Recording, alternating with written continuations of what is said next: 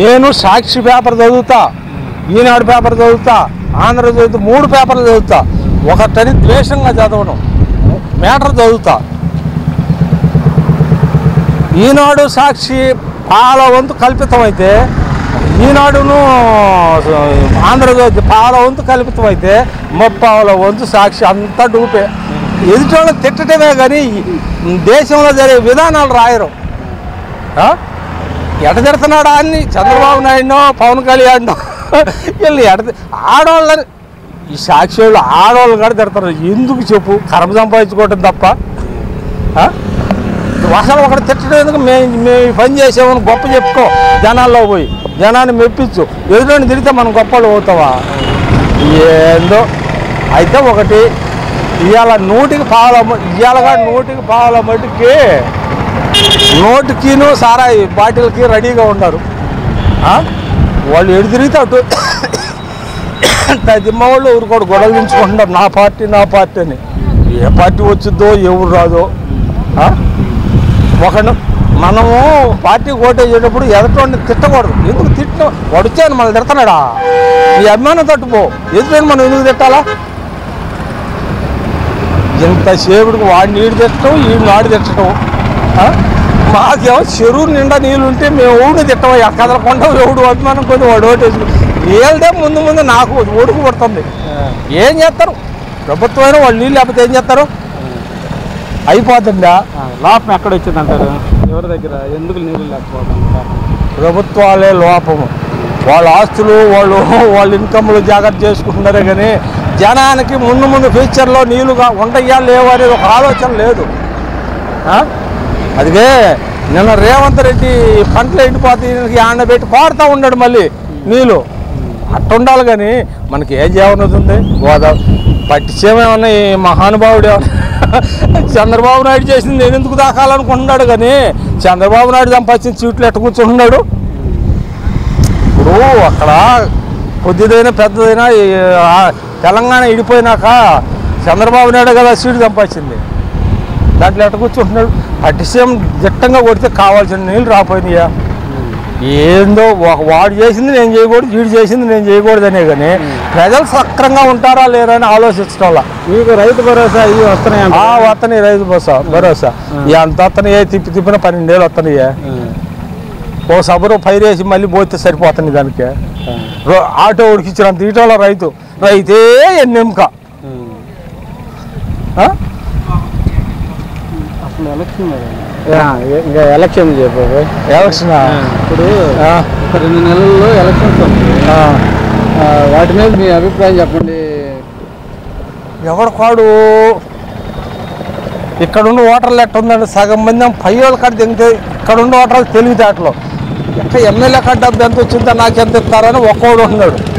ఒక్కోడేమో ఆ ఓటరు ఈ ఓటరు అని కాసేపు ఓటర్ల కాడ తిరుగుతారు, కాసేపు పైన తిరుగుతారు. వీళ్ళుగా డబ్బు తినడానికి రెడీగా ఉన్నారు. ఆ డబ్బు ఎంత పని చేస్తుందని ఒక్క నిమిషం ఆలోచించరు. ఎంత మటుకి ఓటుకు రూపాయి నేను పుట్టినాక తీసుకోవాలా? ఏ పార్టీ ఓడి వచ్చినా ఎప్పుడు వచ్చినా నేను ఓటు మటుకు ఎవడొచ్చినా ఇంటికి డబ్బు తీసుకుని వస్తాను. అబ్బాయి వెళ్ళిపోయి నేను తీసుకునేవాడిని కాదు, నా అభిమానం తట్టే నేను ఓటేస్తాను, మీరు డబ్బు పెట్టి నా ఓటు కొనలేదు అని చెప్పినోడే. కానీ నేను పుట్టినాక తెలుగుదేశానికే ఓటేసింది. ఒక్క రాజశేఖర రెడ్డి మటుకి అతను మంచి పని అని అంత అతను చేసిన మంచి పనికి దాసోహం అయ్యా. ఏ పార్టీ అయితే జనాలకు మేలు చేస్తున్నాడు మహానుభావుడని.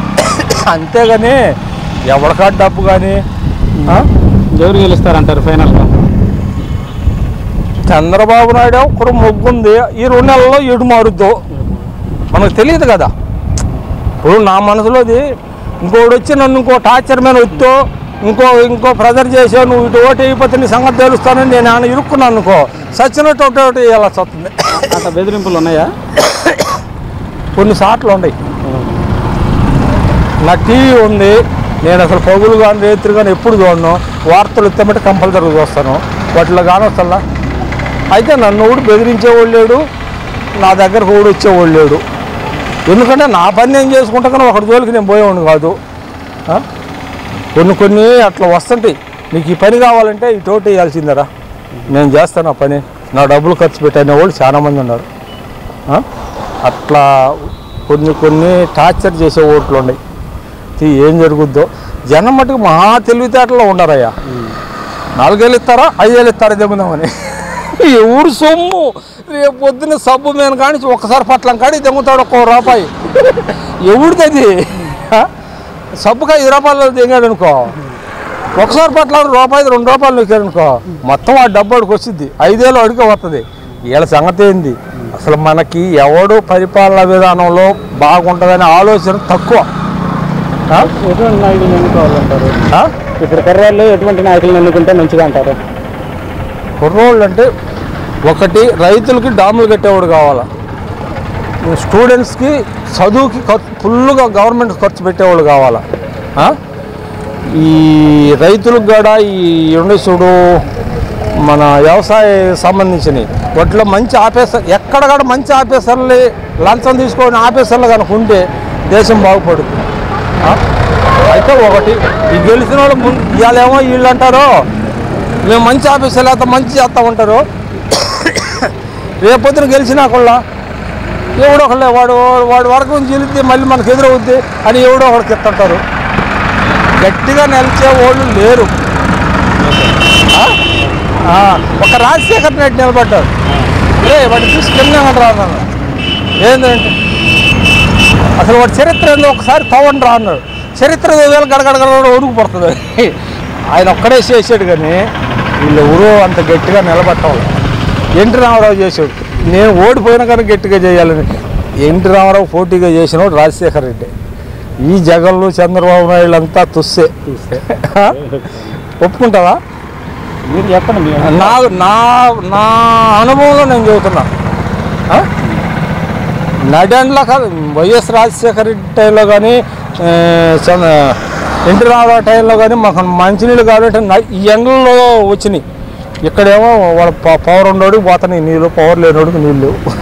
ఓటేసే వాళ్ళకి ఏం చెప్తారు? ఎట్లా ఏం చూసి ఓటు వేయాలంటే? ఏమన్నా కొత్త మాటలు చేస్తుంది. మీకు వచ్చి ఆ పింఛన్ వచ్చిందా ఈ పింఛన్ అభిప్రాయం చెప్పండి. ఓటేసే వాళ్ళకి మీరేం చెప్తారు?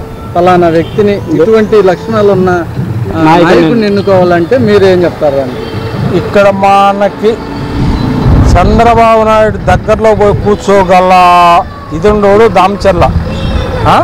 అతను కాకపోయినా గొట్టిపాటి రవివాసుడు 4 దేశపోయినా కూర్చో. ఏవైతే అభివృద్ధి ఉంది, ఇప్పుడైతే అభివృద్ధి లేదు. పథకాలు అయితే వచ్చి జనాలకి వర్క్, జనాలకి రోడ్లు, కాలువలు, సమస్యలన్నీ ఆగి ఉన్నాయి. ఇప్పుడైతే టైట్ పొజిషన్ ఏదైనా. ఇక్కడ కూడా అంతే. కానీ 2 క్లారిటీగా ఏది చెప్పలేరు. ఇప్పుడున్న పరిస్థితులు జనం నాడి అనేది అది ఎవడు చెప్పలేకపోతున్నారు. ఏ పరిస్థితులను బట్టి ఇప్పుడు చెప్పదు. అంటే రాజకీయ నాయకుల పేర్లు చెప్పొద్దు, ఎలాంటి నాయకులు అయితే అభివృద్ధి అయితే బాగుంటుంది అనుకుంటాం. అదే రెండింటిని బ్యాలెన్స్ చేసుకోవాలంటే కష్టంగా ఉంది. పథకాలు అనేది కరెక్ట్ కాదు.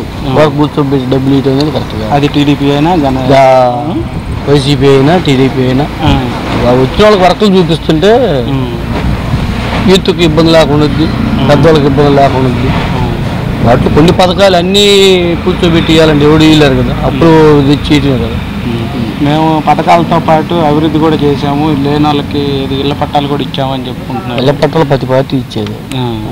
ఏ అభివృద్ధి అది? కనీసం ఉండటానికి నిత్యం అవసరం, తాగడానికి నీళ్ళు లేవు. ఏమండి ఇప్పుడు 10 రోజులకు ఒకసారి వస్తున్నారు కుప్పల్లో. ఇప్పుడు ఎలక్షన్ టైం దగ్గరికి వస్తే 3 రోజులకు 4 రోజులకు ఇస్తున్నారు. టౌన్లో అయితే 3 రోజులకు ఒకసారి ఇస్తున్నారు. కాదు, ఎవరు భయపడితే ఎవరు భయపడతారు? ఎవరు భయపడరు? ఎవడు దాని మీద ఆధారపడేవాడైతే భయపడతాడు. వర్క్ చేస్తున్నాడు ఎవరు భయపడ్డు. కాకపోతే ఏంటంటే అన్ని రేట్లు పెరిగిపోయినాయి. వర్క్లో పథకాల మీద ఉండాలి, ప్లస్ వర్క్ కూడా ఉండాలి. 2 చూపిస్తుంటే 2 జనం రేసుగానే ఉంటారు. రాష్ట్రం అప్పుల్లో ఉంది కదా, పథకాలు అభివృద్ధి 2 నడిపేయగలుగుతారంటారు ఎవరు రాజకీయంలో? ఎవడు వచ్చినా కష్టమే, ఏ పార్టీ వచ్చినా కష్టమే. అది జనాలు అలవాటు పడ్డారు కాబట్టి ఈ డబ్బు మీద ఉంటారు కదా జనం. అభివృద్ధి అనేది ఎట్టన్నా ఒక అమ్మాయికు ఆ డబ్బులు రాలేదు, ఈ డబ్బులు రాలేదు. లోకల్గా ఏ గాలి ఎక్కువ వీసేటట్టుంది?